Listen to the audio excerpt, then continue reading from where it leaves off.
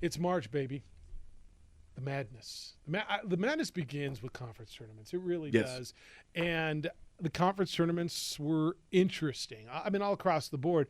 For New Mexico State, they went and dominated. And look, that league got better, but New Mexico State got better. I don't know if this is their best team in a long time, but they're on a 19-game win streak. They've won 30 games, and however they keep doing it, down there.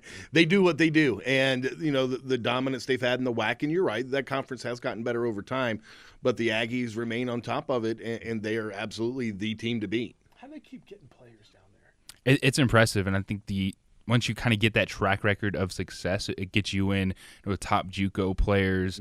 And because you look at the transfers, they had A.J. Harris from Ohio State. So a lot of them aren't necessarily guys they bring in as freshmen, but they sprinkle enough in, get into the big-time JUCO recruits' house, and we're seeing it play out. And for New Mexico State, you feel good about the personnel, but it's always going to be an uphill battle. Anytime you're a double-digit seed, you're never going to feel good about their matchup. But I actually think personnel-wise, they're okay against Auburn. You see, initially, I didn't like this matchup. I thought, wow, this is an athletic team that shoots, that just won the SEC championship. I know you like the matchup. Yeah, the way Auburn plays, they're up-tempo. They shoot a lot of threes. That's how they ran away in Tennessee. They made those shots. But you see the athleticism they have on the perimeter.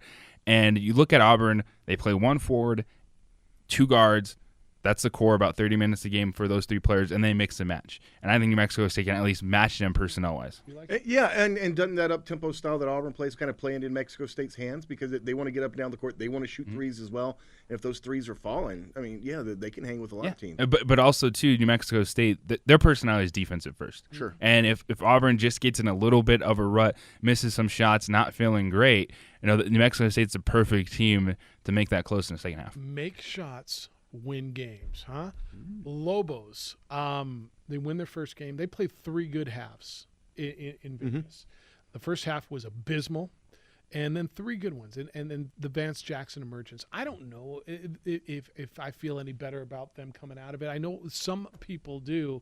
What was your take of the Lobos going out in the quarterfinals to a Utah State team who's an 8 seed in the NCAA tournament? I feel good about Vance Jackson, and hopefully that's something he can build on for next year. They've got a lot of questions they're going to have to answer in the offseason and going into next year. But, I mean, I guess it's better than the alternative, losing by 20 in your first game and going back home, right? Because that's what we were thinking at halftime. Yeah, exactly. I still have the same amount of questions with this Lobo basketball team. We knew individually there was talent.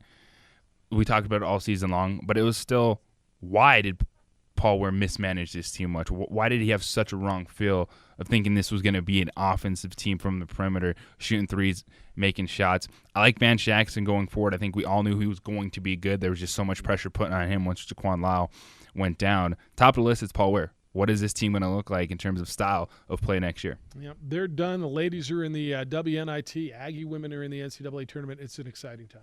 It is March. It is madness. And don't forget, your weekly Benchwarmers code word is ABQ, and text Corteo, CORTEO, to 62582 for your chance to win 4 tickets to Cirque du Soleil's Corteo, April 11th through 14th at Santa Ana Star Center.